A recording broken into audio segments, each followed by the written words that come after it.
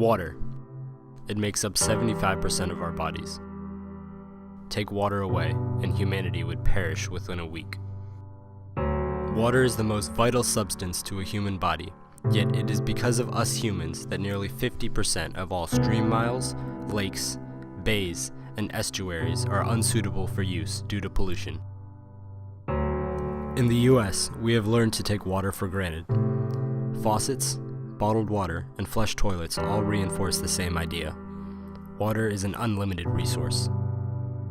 But step outside to our local waterways, and their diminishing condition tells a different story.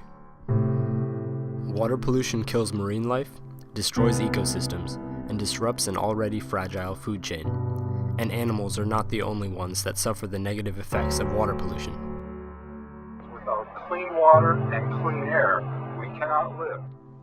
Now, what chance are we giving children to grow up and flourish if we can't protect the rivers and bays that they swim in and the water that they drink? Congress, it's time to take charge of the situation. You have the power to take action against water pollution in the U.S. and help protect one of our most vital resources.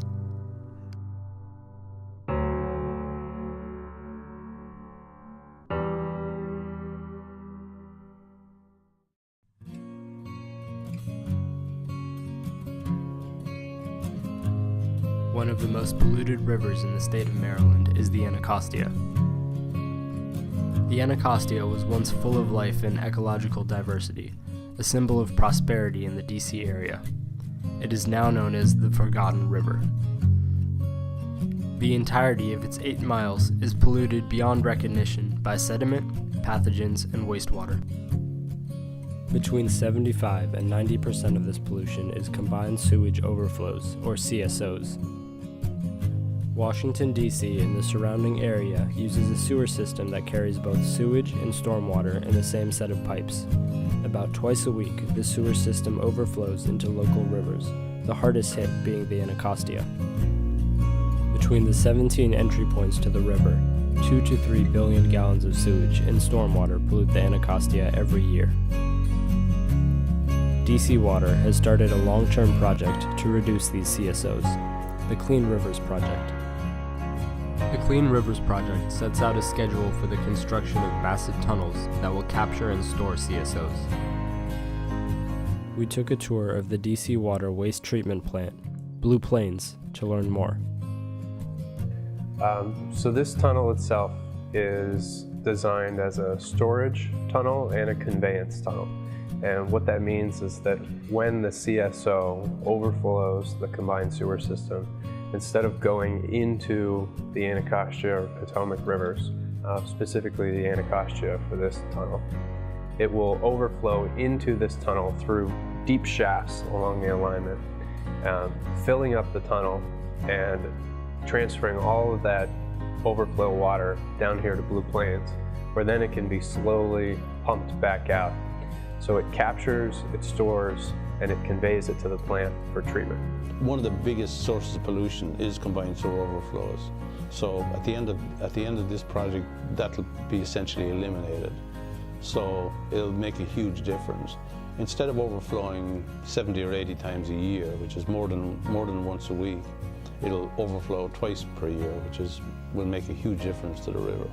There's major combined sewer overflows going out there twice a week, so it's unsafe to be on the river during those periods.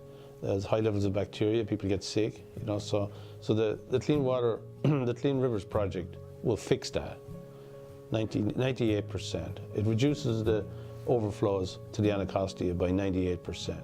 When fully implemented, this project is expected to help take the Anacostia River off the list of impaired waterways in the U.S. But DC is not alone in its struggle for clean water.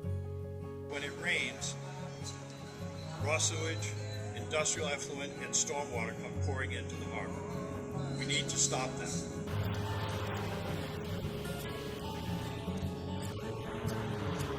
It would be nice if you could jump off your boat and not worry about what you were going to get.